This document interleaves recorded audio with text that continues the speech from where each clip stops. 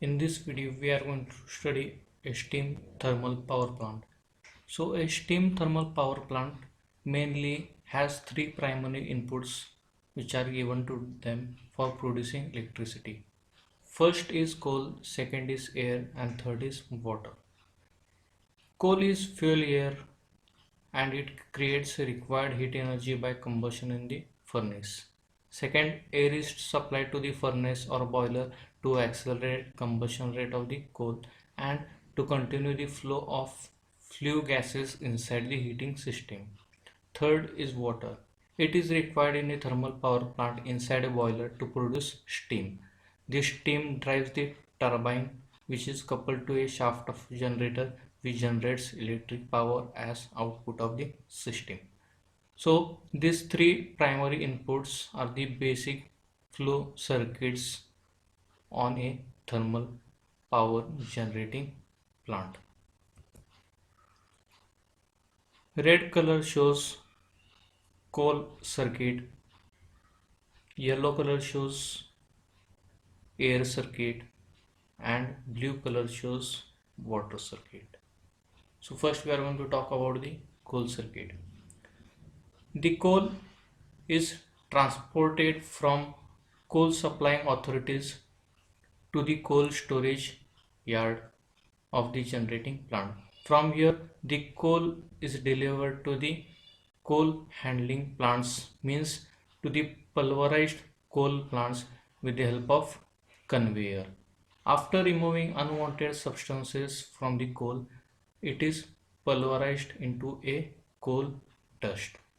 Means the coal is made more efficient for burning by the pulverization process.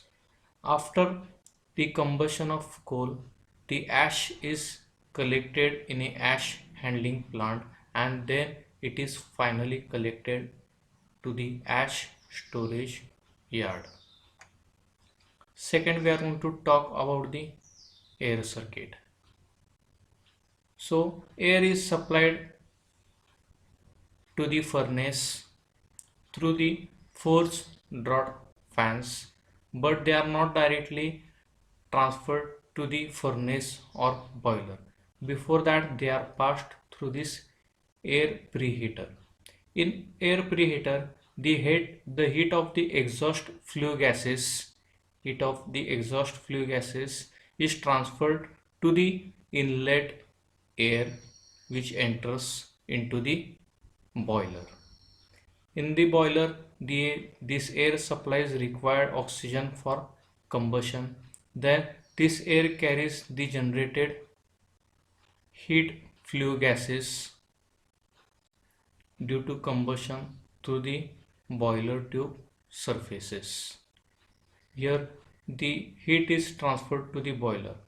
The flue gases then pass through the superheater where the steam coming from the boiler gets further heated up to a superheating temperature.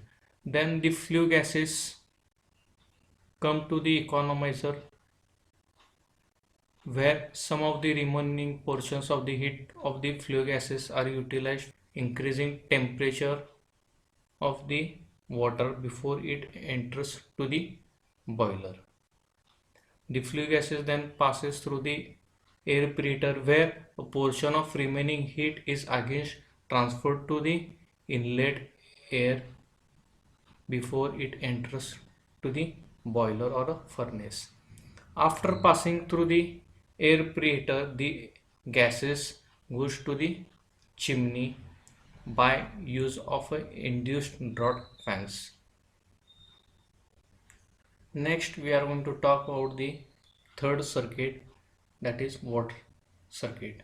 So water is taken from a natural water source, either a river or any source.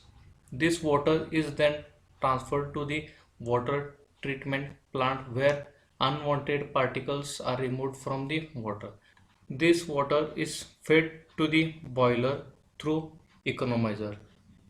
In boiler, the water is converted into steam. The steam then goes to superheater where The steam is heated up to superheating temperature. The superheated steam then goes to the turbine through a series of nozzles. At the outlet of the nozzles, high pressure and high temperature steam suddenly expands and gets kinetic energy, and due to that the turbine rotates, which is connected to the generator, and the generator produces electric current connected to the grid. Then this exhaust steam from the turbine is condensed again back to the or sent back to the condenser with the help of water cooling system associated with the cooling tower. This condensed water is then fed back to the boiler through the economizer. The water supply from the external source is limited here because of using condensed steam in the boiler system of the thermal power generating plant.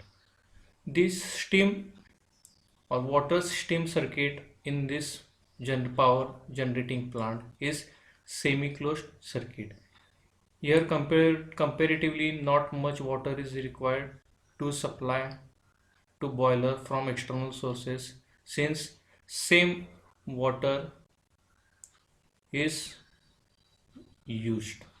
So this is about the working of a steam thermal power plant. Now we are going to discuss some of the advantages and disadvantages of steam thermal power plant.